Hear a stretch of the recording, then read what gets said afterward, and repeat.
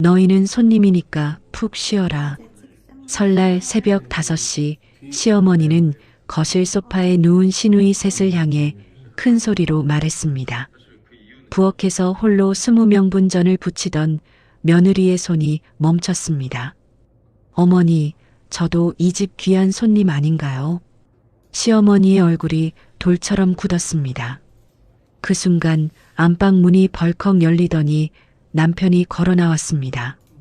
남편은 아무 말 없이 아내의 앞치마를 풀어 자기 허리에 둘렀습니다. 그리고 소파에 누운 새 누이를 향해 입을 열었습니다. 그 한마디에 시누이 셋의 얼굴이 동시에 하얗게 질렸습니다. 그날 새벽 부부는 시댁 현관문을 박차고 나왔습니다. 하지만 이 탈출이 끝이 아니었습니다. 빼앗긴 레시피, 무너진 가게, 그리고 며느리를 끝장내려는 시어머니의 작전이 기다리고 있었습니다. 오늘의 사연 시작합니다. 새벽 5시 시댁 부엌에 형광등 하나만 켜져 있었습니다. 지은이 찬물에 손을 담가 나무를 씻고 있었습니다. 손끝이 빨갛게 얼어붙었지만 지은은 입술을 꽉 깨물고 손을 멈추지 않았습니다. 싱크대 옆에는 아직 손도 대지 못한 생선 10마리와 전 반죽 재료가 산더미처럼 쌓여 있었습니다. 거실에서 시누이들의 웃음소리가 흘러나왔습니다. 어머 언니, 이것 좀 봐. 이 트로트 가수 진짜 잘생기지 않았어? 춤추는 것 좀 봐, 얘. 둘째 미진이 스마트폰 화면을 들이밀며 킥킥거렸고 소파 한쪽에 드러누운 첫째 미영이 마스크팩을 붙인 채 고개를 돌렸습니다. 아우, 시끄러워. 나 지금 오이팩 올려서 얼굴 당긴단 말이야. 주름 생기면 내가 보톡스감 물어줄 거야? 막내 미수는 담요를 목까지 끌어올린 채 벌써 코를 골고 있었습니다. 지은이 부엌에서 기름을 두른 프라이팬을 올리자 기름 냄새가 코끝을 찔렀습니다. 지은의 목구멍 안쪽이 울렁거렸지만 지은은 고개를 돌려 찬 공기를 들이마시고 다시 반죽을 집어 올렸습니다. 그때 안방 문이 열리며 말순이 느릿느릿 걸어 나왔습니다. 아가, 여기 시원한 냉수 한 잔만 떠와라. 목구멍이 칼칼해서 살 수가 없네. 지은이 젖은 손을 앞치마에 훔치며 컵을 꺼내려는데 말순이 거실 소파 쪽으로 고개를 돌렸습니다. 아이고, 우리 강아지들. 꼼짝 말고 누워 있어라. 그 먼 길 오느라 허리가 얼마나 아프겠니? 너희는 오늘 손님이니 손가락 하나 까딱하지 말고 푹 쉬어. 말순이 큰 소리로 내뱉은 말이 부엌까지 또렷하게 들렸습니다. 지은의 손이 멈췄습니다. 물컵을 쥔 손가락 마디가 하얗게 질렸습니다. 3년이었습니다. 설날마다, 추석마다, 시어머니 생신마다 지은은 이 부엌에 서서 20명이 넘는 식구들의 밥을 차렸습니다. 시누이들이 손가락 하나 까딱한 적은 단 한 번도 없었습니다. 어머니, 저 드릴 말씀이 있어요. 지은의 목소리가 떨렸습니다. 물컵을 식탁 위에 내려놓은 지은이 천천히 고개를 들었습니다. 저도 이 집 귀한 손님 아닌가요? 며느리는 사람도 아니에요? 부엌과 거실 사이의 공기가 한순간에 얼어붙었습니다. 소파에서 스마트폰을 보던 미진의 손가락이 멈췄고 마스크팩을 붙인 미영이 상체를 벌떡 일으켰습니다. 말순의 눈이 천천히 좁아졌습니다. 입꼬리가 아래로 내려가더니 말순이 식탁 위에 물컵을 번쩍 들어 올렸습니다. 뭐라고? 너 지금 시어미 눈 똑바로 뜨고 말대꾸한 거냐? 아침부터 눈이 뒤집혔어? 말순이 물컵을 식탁에 내리쳤습니다. 쨍 하는 소리와 함께 물이 사방으로 튀었습니다. 시집와서 밥이나 얻어먹는 주제에 어디서 감히 주둥이를 놀려. 내가 제정신이니? 하늘 무서운 줄 모르고. 말순이 손가락으로 지은의 이마를 가리키며 소리를 높이려는 순간 안방 문이 벌컥 열렸습니다. 현우가 걸어 나왔습니다. 아무 말 없이 부엌으로 들어선 현우가 지은의 허리에 묶인 앞치마 끈을 풀었습니다. 지은이 눈을 크게 뜨며 현우를 올려다봤지만 현우는 지은을 보지 않았습니다. 현우가 앞치마를 자기 허리에 두르고 매듭을 지은 뒤 거실 소파를 향해 돌아섰습니다.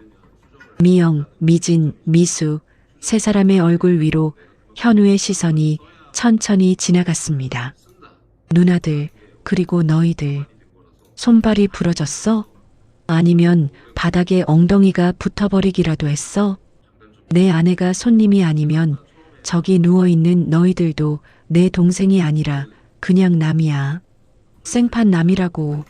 지금 당장 안 일어나면 앞으로 내 집에 발도 들이지 마. 썩 꺼져. 새 시누이의 얼굴에서 핏기가 싹 빠졌습니다. 미진이 스마트폰을 떨어뜨렸고 미수가 담요를 움켜쥔 채 몸을 일으켰습니다. 미영은 마스크팩이 반쯤 벗겨진 얼굴로 입만 벌렸다 닫았습니다. 현우야, 너 내가 미쳤구나. 귀신이 들렸어. 내가 어떻게 감히 누나들한테 그딴 소리를 해. 말순이 현우의 팔을 잡으려 했지만 현우가 한 발 물러서며 지은의 손을 잡았습니다. 가자 여보. 우리 집으로 가. 여기서 더 이상 남의 집 식모 노릇 안 해도 돼. 가자. 현우가 현관 옆 옷걸이에서 두꺼운 패딩을 꺼내 지은의 어깨에 걸쳐줬습니다. 지은의 눈시울이 붉어졌지만 아무 말도 하지 못했습니다. 현우가 현관문을 열고 지은의 등을 밀어 밖으로 나섰습니다. 강현우, 이 불효막심한 놈아. 당장 안 서. 어디 어미를 두고 나가. 말순의 목소리가 복도까지 쫓아왔습니다. 현우는 뒤돌아보지 않았습니다. 급하게 나온 지은의 발에는 얇은 슬리퍼뿐이었습니다. 현우가 차 문을 열고 지은을 태운 뒤 히터를 가장 세게 틀었습니다. 시동을 거는 순간 현관 앞에 뛰쳐나온 말순의 울부짖는 소리와 시누이들의 웅성거리는 목소리가 뒤섞여 들렸습니다. 차가 골목을 빠져나가자 지은이 무릎 위에 올린 두 손으로 얼굴을 감쌌습니다. 어깨가 잘게 떨리더니 참고 참았던 울음이 터져나왔습니다. 현우가 한 손으로 핸들을 잡고 다른 손으로 지은의 손을 꽉 쥐었습니다. 울어. 다 울어버려. 미안해. 내가 정말 미안해. 다시는 당신 눈에서 눈물 나게 안 해. 내가 약속할게. 지은이 현우의 손을 두 손으로 감싸 쥐고 소리 없이 울었습니다. 새벽 어둠 속으로 차가 멀어지고 텅 빈 시댁 부엌에는 기름이 타는 냄새만 자욱하게 남았습니다. 미영이 씩씩거리며 부엌으로 들어가 불을 껐습니다. 싱크대 옆 바닥에 지은이 두고 간 가방이 쓰러져 있었습니다. 미영이 가방을 발로 걷어차려다 지퍼 사이로 삐져나온 낡은 수첩을 발견했습니다. 표지에 신메뉴 개발 노트라고 적힌 수첩이었습니다. 미영이 수첩을 집어들고 첫 장을 넘겼습니다. 빼곡하게 적힌 레시피와 메모를 훑어보던 미영의 입꼬리가 천천히 올라갔습니다. 어머, 이게 뭐야? 빵 만드는 비법? 흐흐, 이게 돈 냄새가 나네. 그래, 하늘은 스스로 돕는 자를 돕는다더니. 미영이 수첩을 자기 주머니 속에 깊이 밀어 넣었습니다. 챕터 2 독이 든 문자. 명절 당일 오후 지은과 현우가 집 현관문을 열자마자 두 사람의 스마트폰이 동시에 울리기 시작했습니다. 미친년, 시어머니 앞에서 행패치고 도망가. 내년 꼴을 못 봐. 오빠도 오빠지. 엄마 가슴에 못을 박고 사람이야. 두고 봐라. 너희 부부 천벌 받을 줄 알아. 지은이 스마트폰 화면을 내려다보며 입술을 떨었습니다. 문자가 한 통, 두 통이 아니었습니다. 말순과 시누이 셋이 번갈아 보낸 메시지가 쉴 새 없이 쏟아졌습니다. 현우가 지은의 어깨 너머로 화면을 보더니 이를 악물었습니다. 읽지 마. 전부 차단해. 지은이 고개를 끄덕이며 스마트폰을 식탁 위에 엎어 놓았습니다. 하지만 그것은 시작일 뿐이었습니다. 말수는 친척 어른들에게 전화를 돌렸습니다. 며느리가 나를 밀치고 나갔어요. 내 손목을 비틀어가며 나가더라고요. 세상에 이런 며느리가 어디 있어요. 한 번도 없었던 일이었습니다. 하지만 말순의 울먹이는 목소리는 누가 들어도 진짜 같았습니다. 삼촌뻘 되는 친척 어른이 현우에게 전화를 걸어왔습니다. 야, 현우야. 내 마누라가 어머니를 밀었다며. 명절날 그게 뭐하는 짓이야. 현우가 소파 팔걸이를 움켜쥐며 목소리를 낮췄습니다. 삼촌, 그런 일 없었어요. 어머니가 거짓말하시는 겁니다. 뭐? 내가 지금 어머니를 거짓말쟁이로 모는 거야. 전화기 너머로 호통이 쏟아졌고 현우는 입을 다문 채 전화를 끊었습니다. 현우가 스마트폰을 꺼내 가족단체 채팅방에 들어갔습니다. 잠시 화면을 노려보던 현우가 메시지를 입력했습니다. 앞으로 어머니 생활비, 누나들 카드값 지원 일절 없습니다. 메시지를 보내고 현우가 채팅방을 나갔습니다. 1분도 지나지 않아 시누이들의 전화가 폭주했지만 현우는 전원 버튼을 길게 눌러 스마트폰을 꺼버렸습니다. 지은아, 오늘은 푹 쉬어. 내가 다 막을 테니까. 지은이 현우의 손등을 꼭 잡았지만 가슴 한쪽이 무겁게 내려앉는 것은 어쩔 수 없었습니다. 다음 날 아침 지은이 카페 문을 열고 들어서며 에어컨 리모컨을 집어들었습니다. 오전 영업 준비를 하려는데 유리문 너머로 낯익은 실루엣이 보였습니다. 말순이었습니다. 지은이 미처 반응하기도 전에 말순이 문을 벌컥 열고 들어왔습니다. 여기가 내년이 장사하는 데야. 카페 안에 손님 4명이 앉아 있었습니다. 말순은 아랑곳하지 않고 목청을 높였습니다. 어른을 무시하는 며느리가 만든 빵을 어떻게 입에 넣어요? 여기 음식 먹지 마세요. 손님들이 놀라 고개를 돌렸습니다. 지은이 카운터를 돌아 나오며 말순 앞에 섰습니다. 어머니, 여기는 제 가게입니다. 할 말씀이 있으시면 밖에서 하시죠. 뭐? 시어머니를 쫓아내겠다고. 말순이 진열대 앞으로 성큼 다가가더니 팔을 크게 휘둘렀습니다. 유리 트레이 위의 빵들이 바닥으로 우수수 쏟아졌습니다. 크림이 터지고 빵 부스러기가 사방으로 흩어졌습니다. 지은의 두 주먹이 떨렸지만 지은은 이를 꽉 깨물고 스마트폰을 꺼내 들었습니다. 어머니, 더 하시면 경찰 부릅니다. 말순이 지은을 쏘아보다가 코웃음을 치며 문을 박차고 나갔습니다. 지은이 바닥에 쭈그려 앉아 으깨진 빵을 줍기 시작했습니다. 손님들은 이미 자리를 떠난 뒤였습니다. 종소리와 함께 유리문이 다시 열렸습니다. 건물주 김씨가 양복 주머니에 손을 찌른 채 들어왔습니다. 김씨가 바닥에 널브러진 빵들을 내려다보며 혀를 찼습니다. 이 사장, 이거 곤란하네. 가게 앞에서 고성의 난동이면 다른 세입자들한테 피해가 가잖아. 지은이 무릎을 짚고 일어서며 입을 열었습니다. 사장님, 저도 피해자입니다.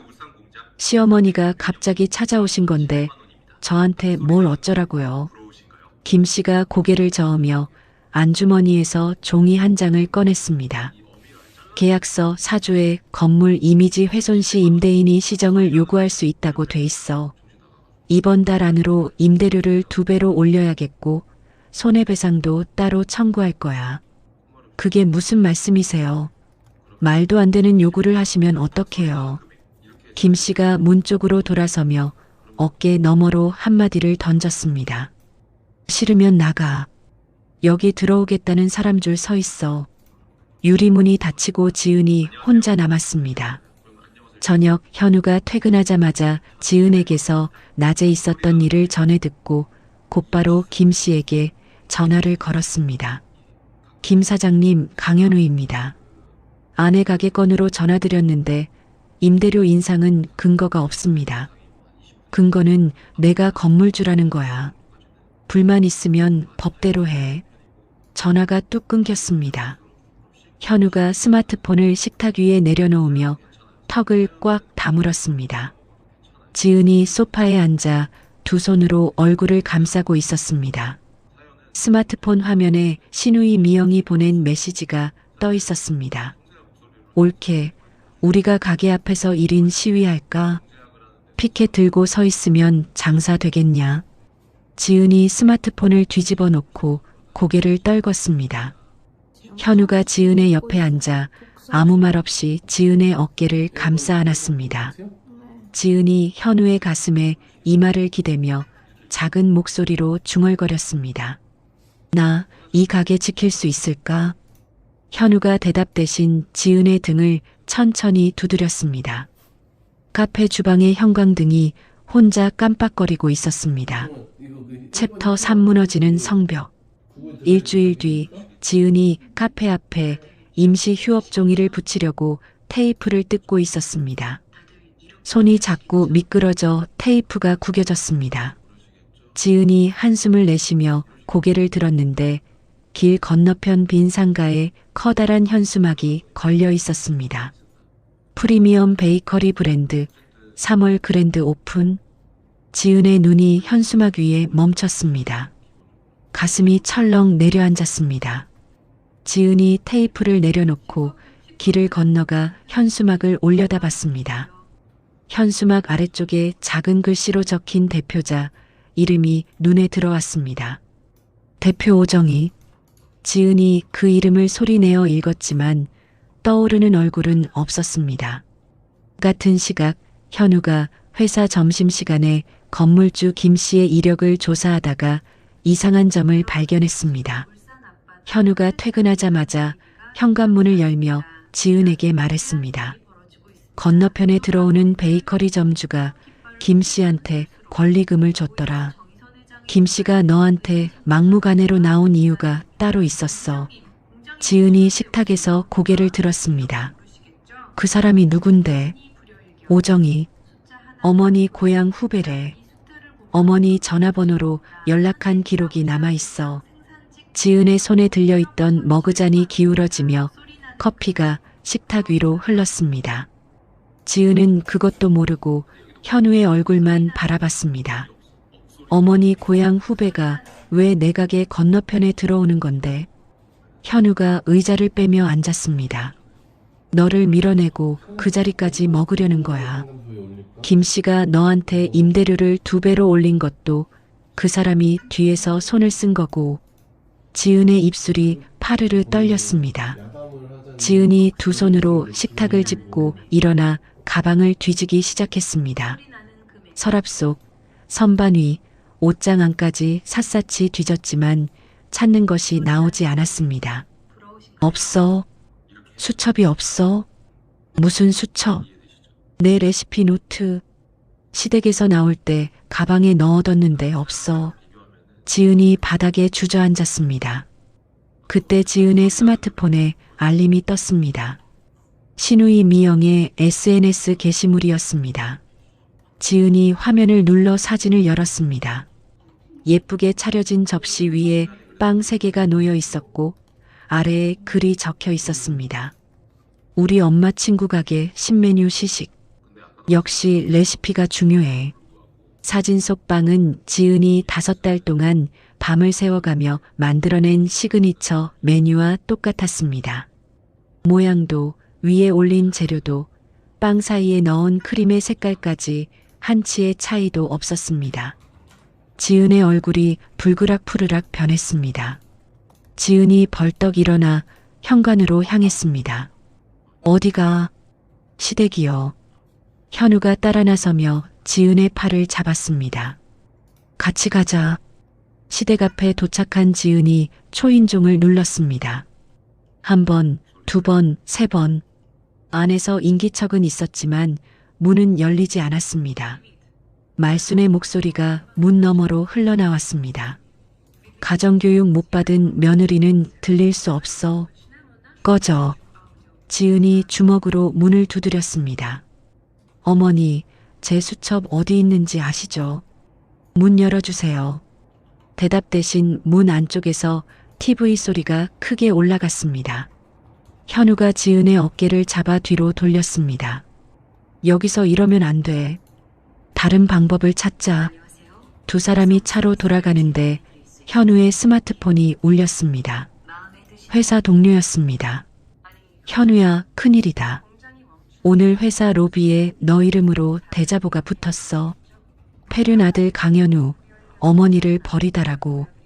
현우의 얼굴이 돌처럼 굳었습니다. 전화를 끄는 현우가 핸들을 두 손으로 움켜쥐었습니다. 손등에 핏줄이 굵게 솟아올랐습니다. 감사실에서 내일 오전에 출석하래. 사실 확인한다고. 지은이 조수석에서 현우를 바라봤습니다. 지은의 얼굴은 이미 핏기가 가신 뒤였습니다. 지은이 입을 열려다 갑자기 배를 움켜쥐었습니다. 지은의 이마에 식은 땀이 송글송글 맺혔습니다. 현우, 나 좀 이상해. 현우가 고개를 돌리자 지은의 치마 아래로 붉은 얼룩이 번지고 있었습니다. 현우의 눈이 크게 벌어졌습니다. 지은아. 현우가 비상등을 켜고 차를 급하게 몰았습니다. 응급실 형광등 아래 지은이 들것에 실려 들어갔습니다. 현우가 복도에서 서성이는 사이 의사가 밖으로 나왔습니다. 보호자분이시죠? 산모분이 극심한 스트레스로 유산 위험이 있습니다. 지금 안정을 취하지 않으면 아이를 잃을 수도 있어요. 현우의 다리에서 힘이 빠지며 복도 의자에 주저앉았습니다. 현우가 두 손으로 얼굴을 감싸고 어깨를 들썩였습니다. 한참 뒤 병실에 들어간 현우가 링거를 맞고 누워있는 지은의 손을 잡았습니다. 지은의 손이 얼음장처럼 차가웠습니다. 미안해. 내가 진작 다 막았어야 했는데. 지은이 눈을 감은 채 고개를 저었습니다. 당신 잘못 아니야. 현우가 지은의 손등에 이마를 대고 한동안 움직이지 않았습니다. 병실을 나온 현우가 복도 끝 창가에 서서 스마트폰을 꺼냈습니다. 법대를 나온 대학 선배의 번호를 눌렀습니다. 형, 나 현우야. 부탁할 게 있어. 소송 준비 좀 도와줘. 전화를 끄는 현우의 눈에 물기가 남아 있었지만 턱은 단단하게 다물려 있었습니다. 사흘 뒤 태어난 지은이 가게를 정리하러 들어섰습니다. 진열대는 텅 비어 있었고 바닥구석에 빵 부스러기가 말라붙어 있었습니다. 지은이 빗자루를 들고 천천히 바닥을 쓸고 있는데 가게 안쪽 구석 의자에 누군가 앉아 있었습니다. 허름한 점퍼에 낡은 모자를 눌러 쓴 노신사가 의자에 등을 기대고 앉아 바닥에 떨어진 빵 조각을 하나하나 주워 접시 위에 올려놓고 있었습니다. 지은이 빗자루를 멈추고 노신사를 바라봤습니다. 카페가 문을 열던 첫날부터 매일 아침 같은 자리에 앉아 우유 한 잔과 식빵 한 조각을 시키던 단골이었습니다. 지은이 빗자루를 내려놓고 노신사에게 다가갔습니다. 챕터 사꾸깃꾸깃한 명함. 지은이 진열대 뒤쪽을 살펴봤습니다. 타다 만빵 몇 개가 쟁반 위에 남아 있었습니다. 지은이 그중 가장 모양이 나은 것을 골라 오븐에 넣고 살짝 데웠습니다. 냉장고에서 우유팩을 꺼내 컵에 따른 뒤 쟁반에 올려 노신사 앞에 놓았습니다. 회장님, 파는 게 아니라 제가 대접하는 거예요. 맛은 좀 떨어져도 양해해 주세요. 노신사가 모자를 벗으며 고개를 끄덕였습니다. 하얀 머리카락이 드러났고 주름 깊은 얼굴에 잔잔한 미소가 번졌습니다. 노신사가 빵을 한 입 베어 물고 천천히 씹었습니다. 우유를 한 모금 마시고 컵을 내려놓은 노신사가 지은을 올려다봤습니다. 사장님, 가게 사정이 안 좋은 것 같던데 괜찮나? 지은이 맞은편 의자에 앉으며 힘없이 웃었습니다. 솔직히 안 괜찮아요. 문 닫아야 할 것 같아요. 왜? 사정이 좀 복잡해요. 회장님, 귀 아프게 할 이야기는 아니에요. 노신사가 빵을 한 조각 더 뜯으며 말했습니다. 나는 여기 빵을 1년 넘게 먹었어. 이 빵에는 뭐랄까, 정성이 배어 있어. 기계가 찍어내는 맛이 아니야. 사람 손끝에서 나오는 맛이지. 지은이 고개를 숙이며 입술을 깨물었습니다. 눈시울이 뜨거워졌지만 지은은 억지로 참았습니다.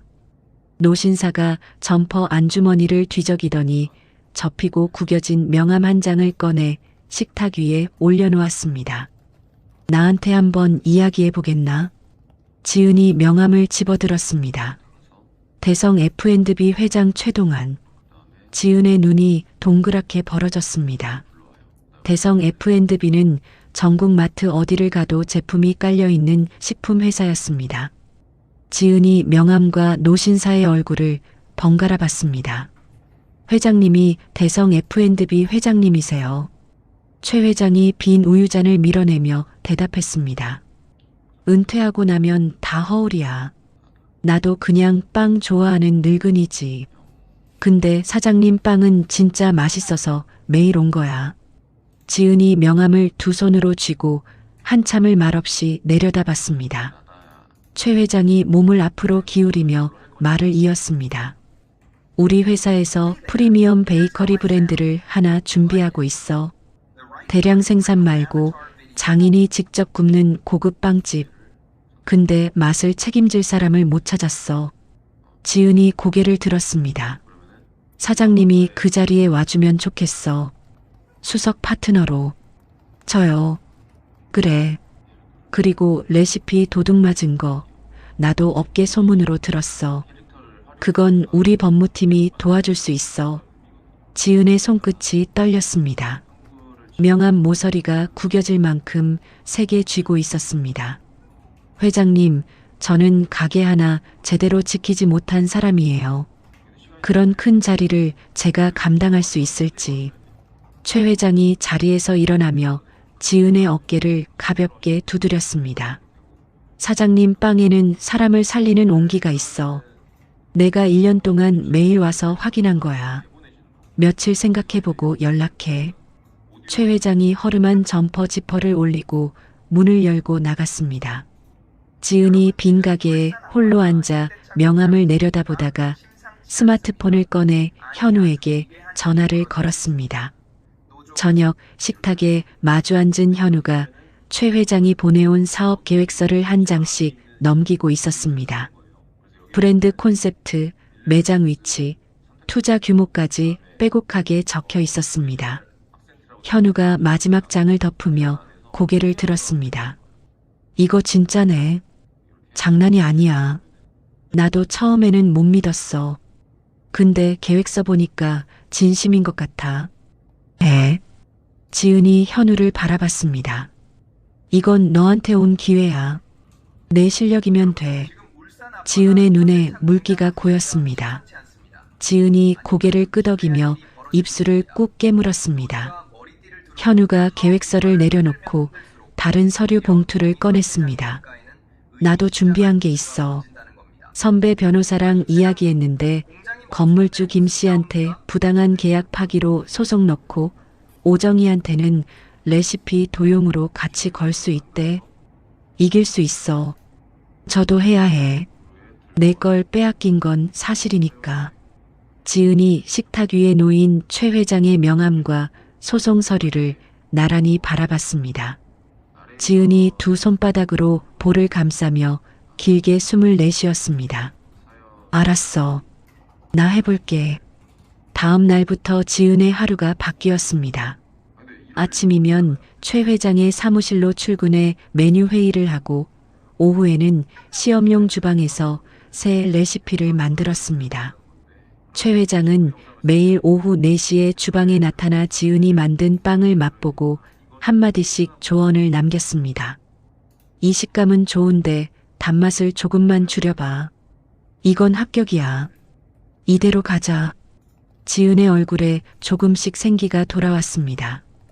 밀가루를 반죽하는 지은의 팔에 힘이 실렸고 새로운 빵이 오븐에서 나올 때마다 지은의 입꼬리가 올라갔습니다. 한편 시누이들의 형편은 나날이 기울고 있었습니다. 미영의 카드 대금 독촉 문자가 하루에 10통씩 쏟아졌고 미지는 밀린 월세 때문에 집주인에게 쫓기고 있었습니다. 셋이 말순의 집에 모였지만 나오는 것은 서로를 향한 원망뿐이었습니다. 언니가 그 수첩을 왜 꺼냈는데? 그거 안 건드렸으면 이렇게까지 안 됐잖아. 미진이 식탁을 내리치며 미영에게 소리쳤습니다. 뭐? 엄마가 넘기라고 한 거잖아. 나한테만 뒤집어 씌우지 마. 미영이 의자를 박차고 일어섰습니다. 말수는 방 안에서 이불을 뒤집어 쓴 채 딸들의 싸움 소리를 듣고 있었습니다. 스마트폰에 건물주 김 씨의 부재중 전화가 7통 찍혀 있었습니다. 말순이 전화를 걸자 김 씨의 목소리가 터져 나왔습니다. 박 여사, 나 지금 큰일 났어. 상대편에 대기업 법무팀이 붙었다고. 이거 당신 때문에 내가 왜 이 고생을 해야 해. 말순이 전화를 끊고 이불 위에 스마트폰을 던졌습니다. 말순의 두 손이 부들부들 떨리고 있었습니다. 같은 시각 지은이 시험용 주방 화이트보드에 새 브랜드 이름을 적었습니다. 제이 베이커리. 지은이 한 발 물러서서 글씨를 바라보다가 스마트폰을 꺼내 현우에게 사진을 보냈습니다. 곧바로 현우의 답장이 왔습니다. 딱이다. 지은이 스마트폰을 가슴에 안고 눈을 감았습니다. 챕터 5 제이 베이커리.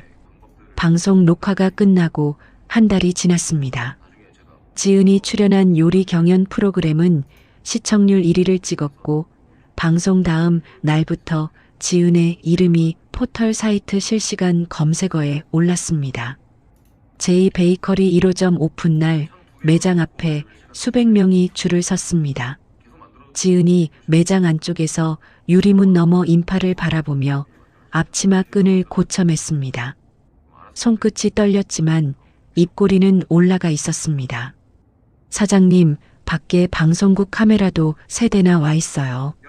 직원이 뛰어들어오며 말했고 지은이 고개를 끄덕이며 카운터 앞으로 걸어나갔습니다. 오픈 리본을 자르는 지은의 사진이 저녁 뉴스에 실렸습니다. 세련된 정장을 입고 카메라 앞에서 인터뷰하는 지은의 모습이 TV 화면에 나왔습니다. 특별한 재료는 없어요. 정직하게 제 손으로 매일 아침 굽는 게 전부입니다. 그 시각 말순의 집 거실에서는 TV가 켜져 있었습니다. 말순이 소파에 앉은 채 리모컨을 쥐고 화면을 노려보고 있었습니다. 미영이 말순의 옆에 서서 TV 속 지은의 얼굴을 보다가 입을 벌렸습니다. 엄마, 저게 진짜 올케 맞아? 말순은 대답하지 않았습니다. 리모컨을 쥔 손에 힘이 들어가 손마디가 하얗게 변했습니다. 미진이 거실로 뛰어들어오며 스마트폰 화면을 들이밀었습니다. 언니, 오픈식 장소 여기래. 우리도 가자. 가서 가족이라고 하면 뭐라도 해주지 않겠어. 미영이 고개를 끄덕이며 외투를 집어들었습니다.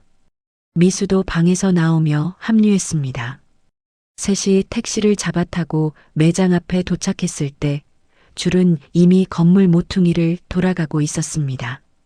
미영이 줄을 무시하고 정문으로 걸어가며 큰 소리로 외쳤습니다. 저희 사장님 가족이에요. 시누이들이요. 검은 정장을 입은 경호원이 손바닥을 내밀며 미영의 앞을 막았습니다. 초대 명단에 없는 분은 입장이 안 됩니다.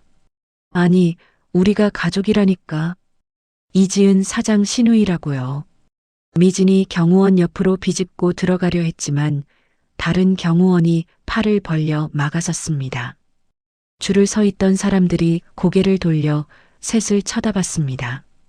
수군거리는 소리가 퍼졌고 미수가 얼굴이 빨개져서 미영의 소매를 잡아당겼습니다. 언니, 그만하자. 사람들 다 본다. 미영이 이를 악물고 뒤돌아섰습니다. 셋이 매장 뒷골목으로 돌아가는데 뒷문이 열리며 현우가 나왔습니다. 현우가 세 사람을 보고 걸음을 멈췄습니다. 현우의 손에 서류 봉투가 들려 있었습니다. 현우가 봉투에서 종이 묶음을 꺼내 미영 앞에 내밀었습니다. 이거 그동안 누나들한테 보낸 돈 내역이야. 전부 빌려준 거지 준 게 아니야. 다 갚아. 미영이 종이를 받아들고 첫 장을 넘겼습니다.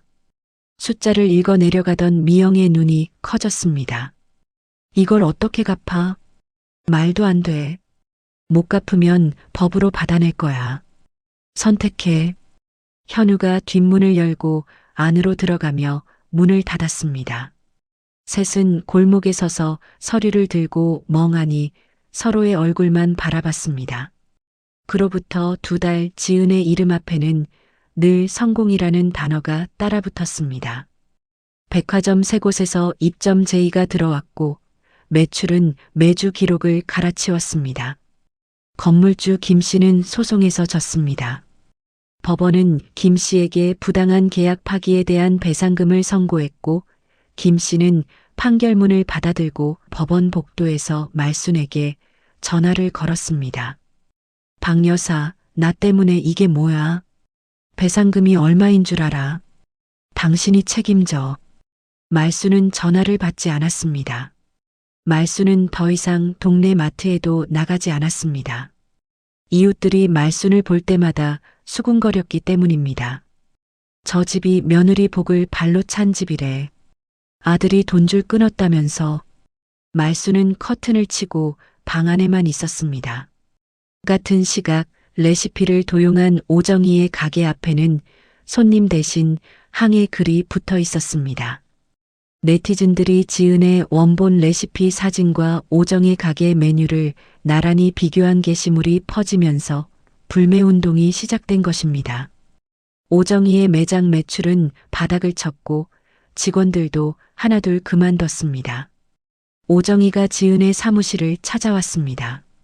접수대 앞에서 무릎을 꿇은 오정희가 두 손을 비볐습니다. 사장님, 한 번만 봐주세요. 제가 잘못했어요. 제발 소송만 취하해 주시면. 지은이 자리에서 일어나 오정희 앞에 섰습니다. 지은의 시선은 차가웠지만 목소리는 흔들리지 않았습니다.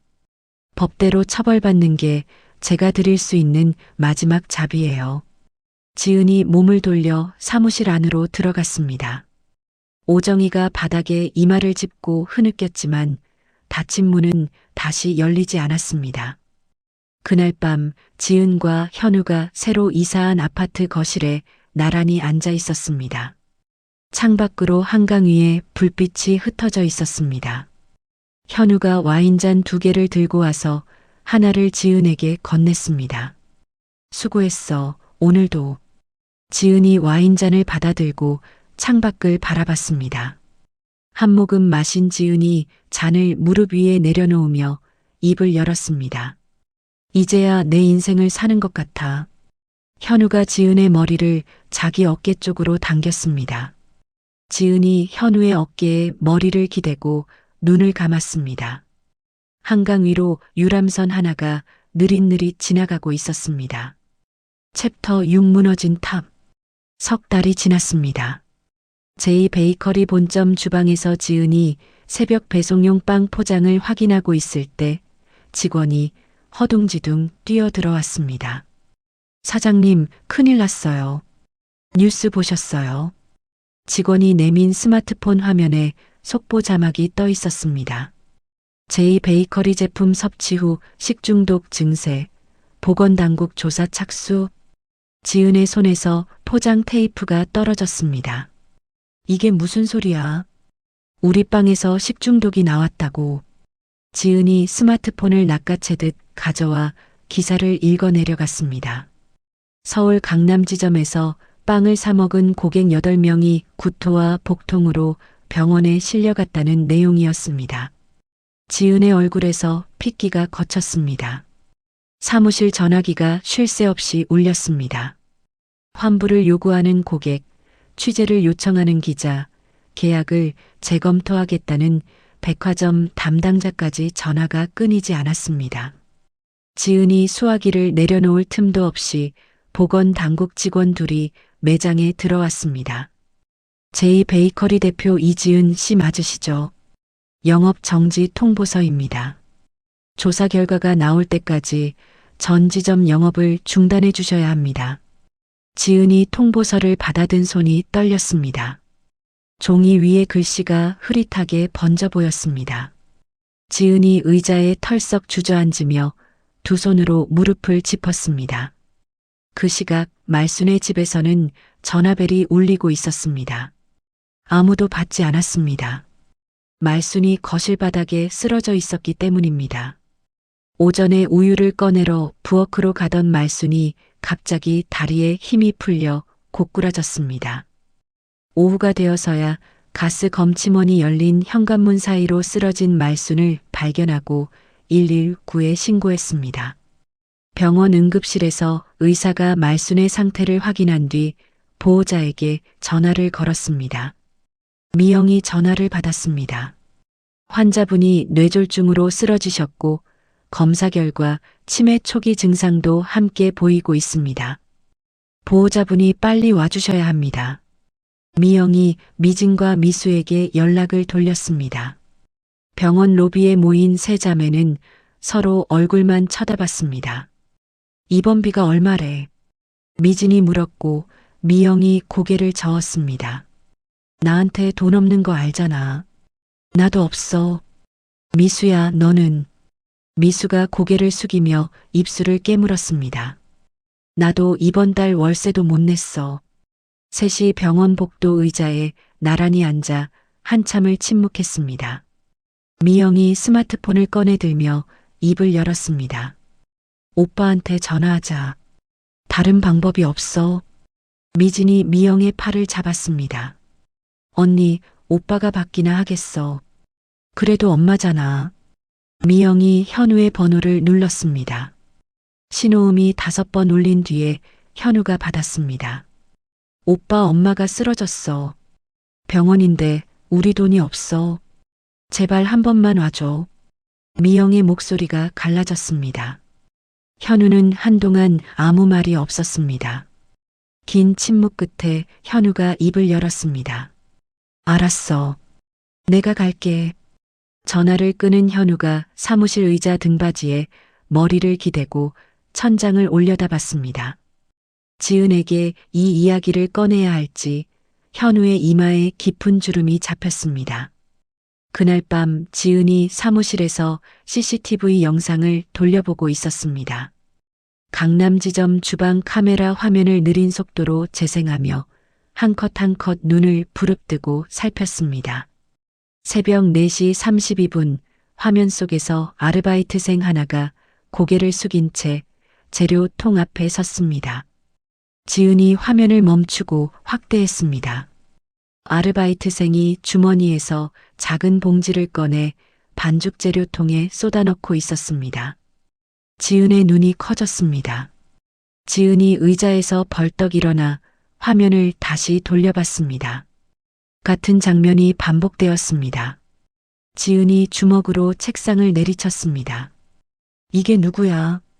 이 사람이 누구냐고. 직원을 불러 아르바이트생의 인적사항을 확인했지만 이미 연락이 두절된 상태였습니다. 전화는 꺼져 있었고 등록된 주소지에도 사람이 없었습니다. 지은이 책상 위에 팔꿈치를 짚고 이마를 감쌌습니다. 온라인에는 이미 제이베이커리를 비난하는 글이 수천 개씩 올라오고 있었습니다. 위생 불량 베이커리 성공에 눈이 멀어 재료비 아낀 거 아니냐. 2번 다시 안 사 먹는다. 지은이 스마트폰 화면을 끄고 엎어놓았습니다. 사무실 문이 열리고 현우가 들어왔습니다. 현우의 얼굴이 어두웠습니다. 지은이 고개를 들어 현우를 봤습니다. 당신 표정이 왜 그래? 무슨 일 있어? 현우가 지은의 맞은편에 앉으며 입을 열었습니다. 어머니가 쓰러지셨어. 병원에 입원하셨는데 상태가 안 좋대. 지은의 손이 멈췄습니다. 지은이 현우의 눈을 들여다봤습니다. 현우의 눈 밑에 짙은 그림자가 내려앉아 있었습니다. 누나들은 돈이 없대. 병원비 낼 형편이 안 된다고. 지은이 고개를 돌려 창밖을 바라봤습니다. 어둠 속에 가로등 불빛만 줄지어 서 있었습니다. 한참 뒤 지은이 다시 CCTV 영상 화면으로 돌아가며 말했습니다. 당신은 병원에 가봐. 어머니잖아. 현우가 입을 열려다 다물었습니다. 지은이 화면에서 눈을 떼지 않은 채 덧붙였습니다. 나는 여기서 이 사람 찾아야 해. 찾아내면 다 끝나. 현우가 자리에서 일어나 지은의 어깨에 손을 올렸습니다. 지은은 고개를 돌리지 않았고 현우도 더 말하지 않았습니다. 현우가 사무실 문을 열고 나간 뒤 지은이 잠적한 아르바이트생의 SNS 계정을 하나하나 뒤지기 시작했습니다. 사진 수십 장을 넘기던 지은의 손가락이 멈췄습니다. 석 달 전 게시물 하나에 아르바이트생이 누군가와 나란히 찍은 사진이 있었습니다. 옆에 선 여자의 얼굴을 확대한 지은의 입이 벌어졌습니다. 오정이었습니다. 챕터 7 어머니. 지은이 최 회장에게 전화를 건 것은 그날 밤이었습니다. 회장님, CCTV 영상이 있고 아르바이트생과 오정이가 함께 찍힌 사진도 확보했습니다. 이 사람을 찾아야 하는데 제 힘만으로는 안 됩니다.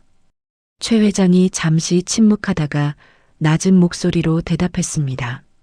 내가 믿을 만한 사람 하나 붙여줄게. 사흘만 기다려봐. 이틀 뒤 최 회장이 보낸 사설 탐정이 잠적한 아르바이트생의 소재를 찾아냈습니다. 부산 해운대 원룸에 숨어있던 아르바이트생은 탐정과 마주치자 얼굴이 하얗게 질렸습니다. 탐정이 녹음기를 켜고 물었습니다. 재료통에 넣은 건 누가 시킨 겁니까? 아르바이트생이 고개를 숙인 채 입을 열었습니다. 오정의 사장님이요. 그 사람이 돈 줄 테니까 반죽에 넣으라고 했어요. 저는 돈이 필요해서.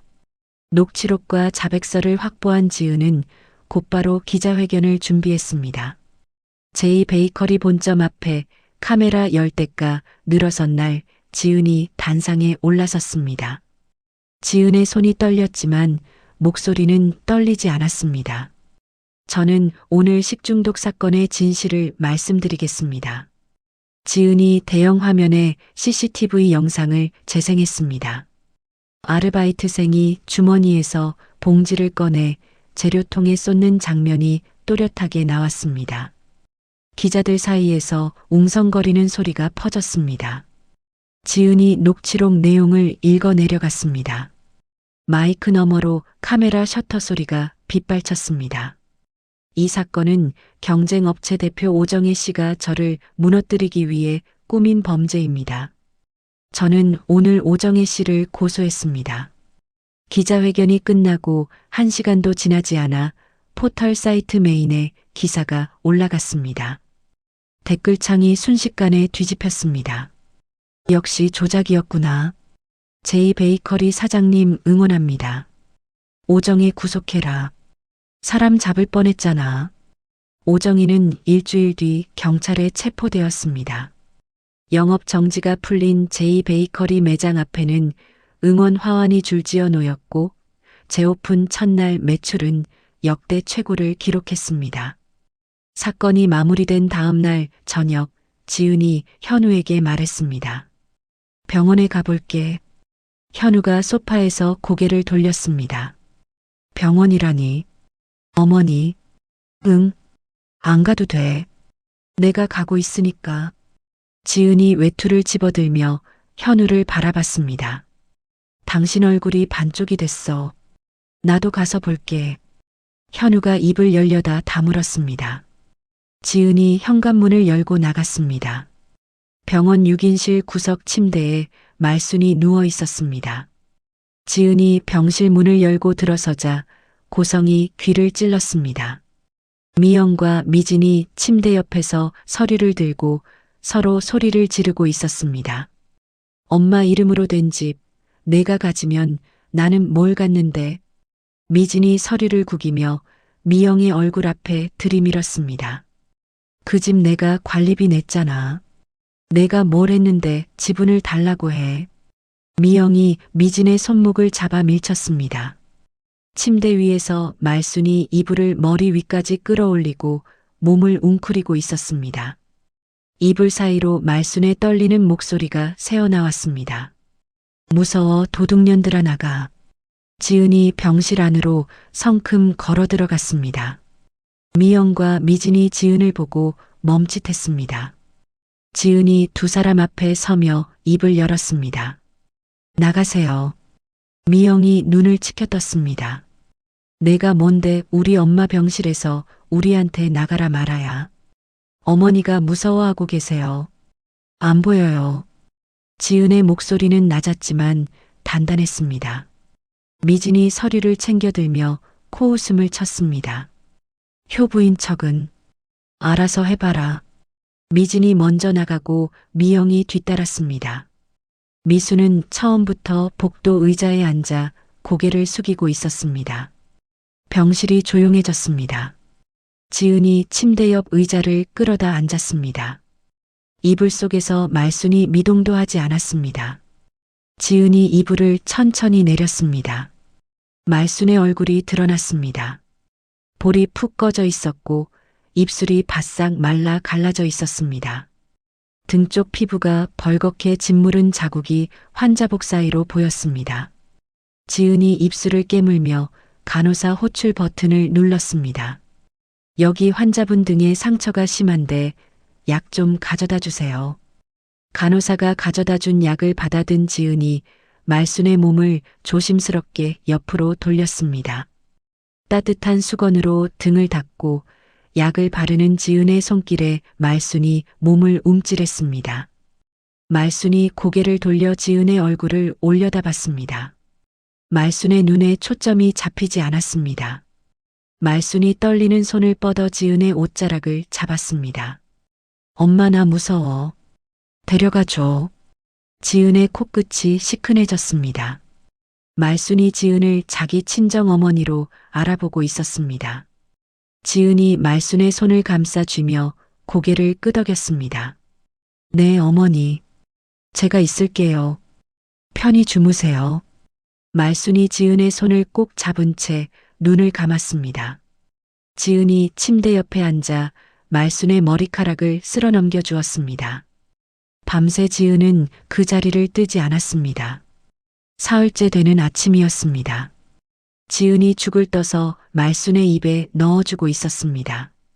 말순이 죽을 삼키고 지은의 얼굴을 물끄러미 바라봤습니다. 말순의 눈이 흔들렸습니다. 초점이 천천히 잡히더니 말순의 입이 달싹거렸습니다. 지은아. 지은의 손이 멈췄습니다. 나를 알아보세요. 말순이 고개를 끄덕이며 지은의 손등을 어루만졌습니다. 말순의 눈에서 물줄기가 흘러내렸습니다. 말순이 입을 열었지만 소리가 나오지 않았습니다. 말순이 입술을 몇 번이고 달싹이다가 겨우 목소리를 짜냈습니다. 미안하다. 내가 정말 잘못했다. 지은이 수저를 내려놓고 말순의 손을 두 손으로 감싸쥐었습니다. 지은의 눈에서도 눈물이 떨어졌습니다. 아무 말도 하지 않았습니다. 병실 문 밖에서 현우가 유리창 너머로 두 사람을 바라보고 있었습니다. 현우가 벽에 등을 기대고 천장을 올려다보며 길게 숨을 내쉬었습니다. 현우가 스마트폰을 꺼내 미영에게 메시지를 보냈습니다. 어머니 병원비 그동안 가져간 돈으로 갚아라. 안 내면 압류 들어간다. 스마트폰을 주머니에 넣은 현우가 병실 문을 열고 들어갔습니다. 지은이 현우를 올려다봤고 현우가 고개를 끄덕였습니다. 일주일 뒤 말순이 시설 좋은 요양병원으로 옮겨졌습니다. 1인실 침대에 누운 말순에게 지은이 이불을 덮어주었습니다. 말순이 지은의 손을 잡고 아이처럼 웃었습니다. 창밖으로 겨울 햇살이 비스듬히 들어와 말순의 얼굴 위에 내려앉았습니다. 챕터 8 설날. 1년 뒤 설날 아침 지은이 제이베이커리 본사 사무실 책상 위에 놓인 잡지를 펼쳤습니다.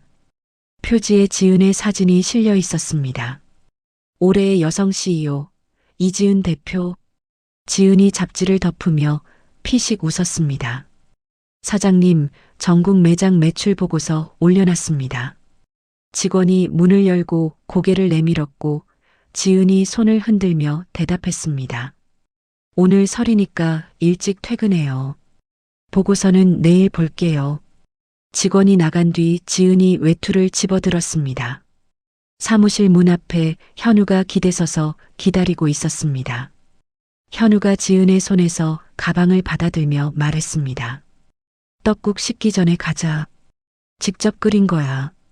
내가 새벽에 일어나서 했지. 맛은 보장 못해. 지은이 웃으며 현우의 팔짱을 꼈습니다. 두 사람이 차에 오르기 전 현우가 뒷좌석에서 보온 가방을 꺼내 보여줬습니다. 이건 어머니 드릴 떡국이랑 전이야. 요양병원 먼저 들르자. 요양병원 1인실 문을 열자 말순이 침대에 앉아 창밖을 내다보고 있었습니다. 지은이 들어서자 말순이 고개를 돌렸습니다. 말순의 얼굴에 살이 조금 올라 있었고 눈빛이 맑았습니다. 어머니, 설이에요. 떡국 가져왔어요. 지은이 보온 가방에서 용기를 꺼내 침대 위 식판에 올렸습니다. 뚜껑을 열자 하얀 김이 피어올랐습니다. 말순이 숟가락을 들고 떡국을 한 입 떠넣었습니다. 천천히 씹던 말순이 고개를 끄덕였습니다. 맛있다. 현우가 전 접시를 내밀며 말순 옆에 앉았습니다. 엄마, 이것도 드셔봐. 내가 부쳤어. 말순이 전을 하나 집어 한 입 베어 물더니 눈을 찡그렸습니다. 기름을 너무 많이 넣었네.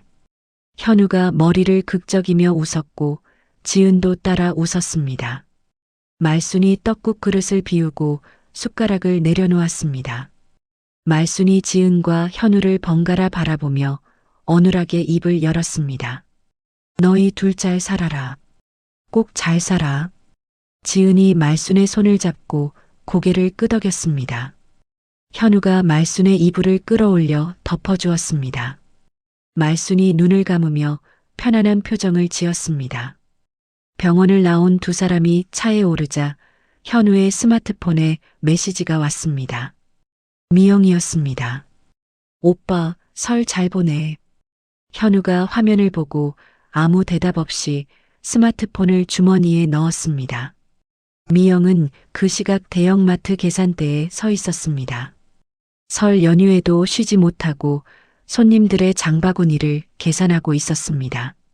미지는 식당 주방에서 설거지를 하고 있었고 미수는 편의점 야간 근무를 앞두고 있었습니다. 명절에도 일해야 하는 세 자매의 손이 빨갛게 부르텄습니다.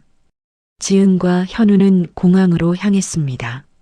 출국장 앞에서 지은의 친정 부모님이 캐리어를 끌고 서 계셨습니다. 지은의 어머니가 지은을 보자마자 두 팔을 벌렸습니다. 우리 딸 여기야 여기. 지은이 어머니에게 안기며 활짝 웃었습니다. 지은의 아버지가 현우의 어깨를 두드리며 말했습니다. 현우야, 고생이 많다. 이번 여행은 푹 쉬어라. 아버님, 걱정 마세요. 가서 맛있는 것만 드시게 할게요. 네 사람이 나란히 출국장으로 걸어 들어갔습니다. 지은이 여권을 꺼내들며 현우를 올려다봤습니다. 이 여행 끝나면 새 매장 공사 시작해야 해. 알고 있지. 어디? 시댁 자리. 재개발로 헐리잖아. 거기에 플래그십 매장 넣으려고. 현우가 지은의 얼굴을 바라보다가 고개를 끄덕였습니다. 내가 하고 싶은 대로 해. 나는 다 밀어줄게. 지은이 현우의 팔을 잡으며 출국 게이트 쪽으로 걸음을 옮겼습니다. 한 달 뒤 제이 베이커리 플래그십 매장 면접이 진행되고 있었습니다. 지은이 면접관석에 앉아 지원자들의 이력서를 넘기고 있었습니다. 문이 열리고 다음 지원자가 들어왔습니다. 고개를 숙인 채 의자에 앉은 지원자의 얼굴을 지은이 올려다봤습니다. 미영이었습니다. 미영이 고개를 들다가 지은과 눈이 마주쳤습니다. 미영의 얼굴이 순식간에 붉어졌습니다. 이력서를 쥔 손이 부들부들 떨렸습니다. 지은은 미영을 한번 바라보고 시선을 이력서로 내렸습니다. 지은이 이력서를 덮으며 옆에 앉은 직원에게 말했습니다. 다음 분 들어오시라고 해요. 미영이 의자에서 일어섰습니다. 이력서를 구긴 채 고개를 숙이고 문을 향해 걸었습니다. 미영의 어깨가 잔뜩 움츠러들어 있었습니다. 문이 닫혔습니다. 지은은 다음 지원자의 이력서를 펼쳤습니다. 저녁 플래그십 매장 테라스에 지은이 앉아 있었습니다. 공사가 마무리된 매장 안에서 직원들이 내일 오픈 준비로 분주하게 움직이고 있었습니다. 현우가 커피 2잔을 들고 테라스로 나왔습니다. 한 잔을 지은에게 건네고 옆자리에 앉았습니다. 당신 덕분에 우리 가족이 진짜 가족이 뭔지 알게 됐어. 지은이 커피잔을 두 손으로 감싸 쥐고 현우를 바라봤습니다. 나 혼자 한 게 아니야. 당신이 그날 새벽에 앞치마를 안 둘렀으면 지금의 나는 없었어. 현우가 아무 말 없이 지은의 어깨를 감싸 안았습니다. 테라스 아래로 퇴근길 사람들이 바쁘게 오가고 있었습니다. 지은이 커피를 한 모금 마시고 거리를 내려다봤습니다. 매장 안에서 직원 하나가 오븐에서 갓 구운 빵을 꺼내 쟁반에 올리고 있었습니다. 빵 굽는 고소한 냄새가 테라스까지 흘러나왔습니다. 지은이 눈을 감고 그 냄새를 들이마셨습니다. 요양병원 침대에서 말순이 이불을 턱까지 끌어올리고 편안하게 잠들어 있었습니다. 창밖으로 가로등 불빛이 부드럽게 병실 안을 비추고 있었습니다. 설날 새벽 차가운 부엌에서 홀로 전을 부치던 한 여자가 있었습니다. 3년 동안 참고 또 참았던 그 여자는 떨리는 목소리로 한마디를 던졌습니다. 저도 손님 아닌가요? 그 한마디가 모든 것을 바꿔놓았습니다. 시댁의 문을 나서는 것은 쉬웠지만 그 뒤에 기다리고 있던 싸움은 결코 쉽지 않았습니다. 빼앗긴 레시피, 무너진 가게, 쏟아지는 거짓말과 협박 속에서도 지은은 주저앉지 않았습니다. 남편 현우는 아내의 앞에 서서 방패가 되었고 뜻밖의 은희는 허름한 점퍼 속에 숨어 있었습니다. 사람의 진심은 화려한 말이 아니라 가장 힘든 순간에 내미는 손끝에서 드러나는 법입니다. 타다 만빵 한 조각과 따뜻한 우유 한 잔이 지은의 인생을 바꿔놓았고 병실에서 시어머니의 등을 닦아주던 그 손길이 한 가족의 마지막 매듭을 풀어주었습니다. 부당한 대우 앞에서 입을 여는 것은 용기입니다. 무너진 자리에서 다시 일어서는 것도 용기입니다. 그리고 자신을 아프게 한 사람 앞에서 원망 대신 따뜻한 죽 한 그릇을 내미는 것, 그것은 누구나 할 수 있는 일이 아닙니다. 지은은 해냈습니다. 자기 인생의 주인으로 당당하게 서는 것, 그것이 가장 큰 복수였고 가장 아름다운 결말이었습니다. 이야기를 끝까지 들어주신 분이 계시다면 잘 들었다고 댓글 하나만 남겨주세요. 감사합니다.